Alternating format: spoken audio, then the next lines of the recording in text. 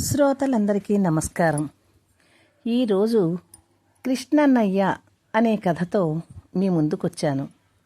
ఈ కథ మా పెద్దవారు చెప్పగా విని మీకు వినిపించాలని ఈ కథను మీ ముందుకు తెచ్చాను. మరి కథలోకి వచ్చేద్దామా?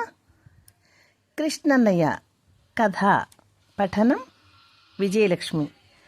అనగనగా ఒక ఊరిలో లక్ష్మమ్మ అనే ముసలావిడ ఉండేది. ఆమె చాలా పేదరాలు. ఆమెకు ఒక మనుమడు ఉండేవాడు.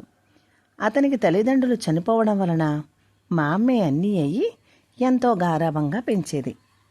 మనుమడికి విద్య నేర్పించడం కోసం ఒక గురువుగారి వద్దకు పంపాలని నిర్ణయించుకుంది.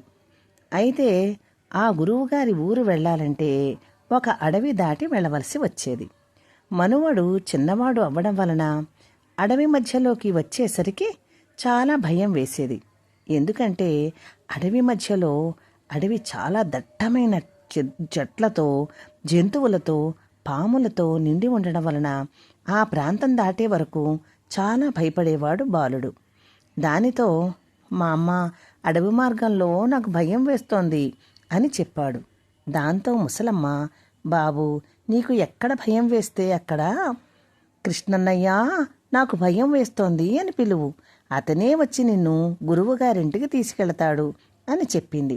మా అమ్మ మాటను గట్టిగా నమ్మిన మనుమడు మరుసటి రోజు అడవి మధ్యలోకి వెళ్ళేసరికి భయం వేయగానే కృష్ణన్నయ్య కృష్ణన్నయ్య నాకు భయం వేస్తోంది అని పిలిచాడు. అతను పిలిచిన వెంటనే శ్రీకృష్ణుడు వచ్చి నీకేం భయం లేదు, నేను తీసుకెళతా పద మీ గురువుగారింటికని చెప్పి అడవి దాటించాడు.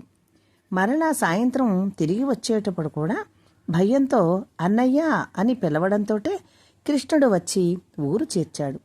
కృష్ణుడు బాలుడికి మంచి కథలు చెబుతూ ఆడుతూ పాడుతూ ఊరికి చేర్చేవాడు. అలా రోజులు గడుస్తూ ఉండగా గురువుగారి అమ్మాయికి పెండ్లి కుదిరింది. పెళ్లి పనులు చకచకా జరిగిపోతున్నాయి. చుట్టుప్రక్కల వారందరూ తలో సాయం చేస్తున్నారు. గురువుగారి దగ్గర చదువుకునే శిష్యులు ఏదో ఒకటి బహుమతిగా ఇస్తున్నారు. దానితో బాలుడు ఈ విషయం మా అమ్మతో చెప్పి మనం కూడా ఏదో ఒకటి ఇస్తే బాగుంటుంది మా అమ్మ అన్నాడు. నాయన, మన వద్ద ఏముంది ఇవ్వడానికి? మనం నిరుపేదలం, మనం ఏమీ ఇవ్వలేము. గురువుగారికి ఒక నమస్కారం పెట్టడం తప్ప నువ్వు చేయగలిగింది ఏమీ లేదు అని చెప్పింది. దాంతో బాలుడు చాలా దిగులుగా గురువుగారి వద్దకు బయలుదేరి మార్గమధ్యంలో రోజులాగే కృష్ణుని పిలిచాడు. వెంటనే కృష్ణుడు వచ్చాడు. బాలుని చూసి ఈరోజు ఎందుకు దిగులుగా ఉన్నావు అని అడిగాడు. అప్పుడు బాలుడు, అన్నయ్య మా గురువుగారి అమ్మాయికి పెళ్ళి, ఆ పెళ్ళికి అందరూ ఏవో బహుమతులు ఇస్తున్నారు.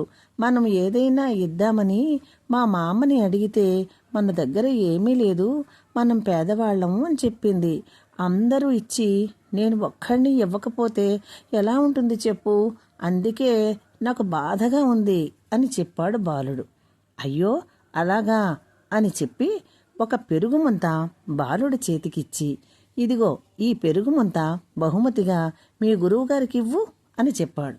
బాలుడు చాలా సంతోషంగా పెరుగుముంత గురువుగారికి ఇచ్చాడు. వారు ఆ పెరుగును బిందెలో పోయగా ముంత మరలా పెరుగుతో నిండిపోయింది. అదేమిటని మరలా బిందెలో పోయగా మరలా నిండిపోయింది. అలా ఎన్నిసార్లు తీసేస్తే అన్నిసార్లు పెరుగు వచ్చి చేరుతోంది. దాంతో ఆశ్చర్యపోయి గురువుగారు ఆ బాలుణ్ణి ఈ పెరుగుముంత నీకెక్కడిది అని అడిగారు.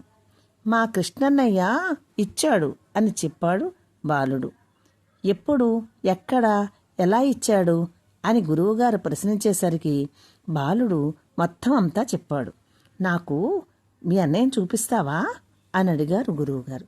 ఓ చూపిస్తా అన్నాడు బాలుడు. గురువుగారు బాలుడితో కలిసి అడవిలోకి వెళ్ళారు. ఎప్పటిలాగే బాలుడు అన్నయ్య కృష్ణన్నయ్య అని పిలిచాడు. కానీ కృష్ణుడు రాలేదు. అప్పుడు గురువుగారు, నువ్వు చాలా అదృష్టవంతుడివిరా, శ్రీకృష్ణుణ్ణి ప్రత్యక్షంగా చూశావు అని బాలుణ్ణి మెచ్చుకున్నారు. ఆ తరువాత బాలుడు బాగా చదువుకుని మంచి అభివృద్ధిలోకి వచ్చాడు. మా అమ్మ మాటని నిజంగా నమ్మి భయంతో తనని పిలిచిన బాలుణ్ణి శ్రీకృష్ణుడు ప్రేమతో ఆదుకున్నాడు.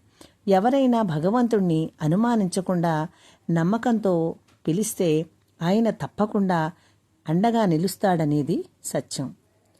కథ సమాప్తం.